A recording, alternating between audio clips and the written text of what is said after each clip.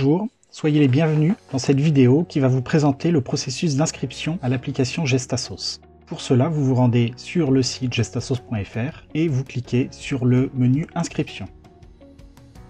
Vous devez remplir le formulaire d'inscription avec votre nom, votre prénom, votre email, votre téléphone, le nom de votre association, et vous devez choisir un mot de passe complexe, c'est-à-dire au minimum une majuscule, un caractère spécial, des chiffres et une longueur de minimum 8 caractères. Il faut confirmer votre mot de passe. Lorsque vous avez rempli le formulaire, vous cliquez sur le bouton Inscription. Vous avez alors un message qui vous indique que l'inscription est réalisée avec succès et que vous avez reçu par mail un lien d'activation pour activer votre compte. Donc vous allez sur votre boîte mail et vous récupérez le lien qui va vous permettre d'activer votre compte. Si vous ne recevez pas ce mail dans votre boîte de réception, pensez à vérifier dans votre dossier spam pour vérifier que le mail n'est pas parti dans votre dossier spam. Donc vous récupérez le lien d'activation que vous pouvez coller dans le navigateur, valider, et vous avez un message d'information qui vous dit que votre compte est vérifié, que vous pouvez maintenant vous connecter. La première étape d'inscription est terminée. Vous allez pouvoir vous connecter à votre espace Gestasos en saisissant votre login et votre mot de passe. Cliquez sur Connexion. Voilà, vous arrivez sur la page d'accueil de votre compte et vous avez accès à tous les modules pendant la durée de l'essai. Je vais vous montrer maintenant comment inviter des personnes à vous rejoindre pour gérer ce compte Gestasos et comment, quand vous aurez invité cette personne, comment cette personne doit faire pour se connecter. Pour cela, vous allez dans le menu Mon compte, dans lequel vous pouvez modifier votre mot de passe, modifier vos informations personnelles. Vous voyez que vous avez bien votre user qui est créé, qui est administrateur du compte et qui est gestionnaire sur tous les modules. Vous allez pouvoir ajouter un utilisateur en saisissant son prénom, son nom et son adresse mail.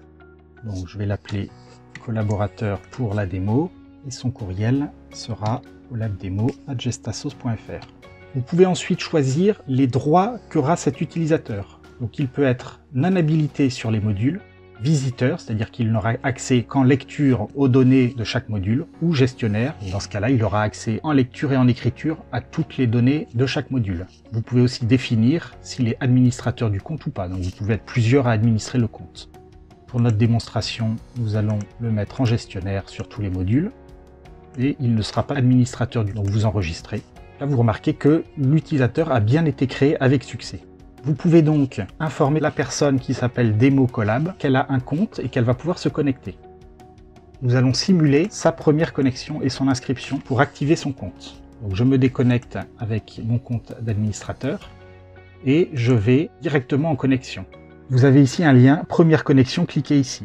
Donc ça va permettre à cet utilisateur de choisir son mot de passe. Il saisit l'adresse mail avec laquelle vous avez créé son compte. Il doit choisir un mot de passe suffisamment complexe et sauvegarder. L'application indique que le mot de passe a été enregistré avec succès et que pour activer le compte, cette personne doit aller dans sa boîte mail et cliquer sur le lien reçu par mail. Donc on va aller sur la boîte mail de ce collaborateur. Je récupère le lien d'activation. Pareil, il faut bien vérifier que si le mail n'est pas présent dans la boîte de réception, qu'il est présent dans le dossier spam. Je récupère l'adresse du lien, je la colle dans mon navigateur et j'ai un message d'information qui m'indique que mon compte est vérifié et que je peux maintenant me connecter. Donc nous allons faire le test. Je vais saisir l'adresse et le mot de passe. Je clique sur connexion et j'arrive bien sur l'interface de l'application Gestasos. À la différence par rapport à la personne qui a créé le compte, que je n'ai pas accès au menu paramètres et que si je vais sur mon compte, étant donné que je ne suis pas administrateur, je ne peux modifier que mon mot de passe et mes informations personnelles, mais je n'ai pas accès aux utilisateurs du compte et à l'administration des utilisateurs du compte.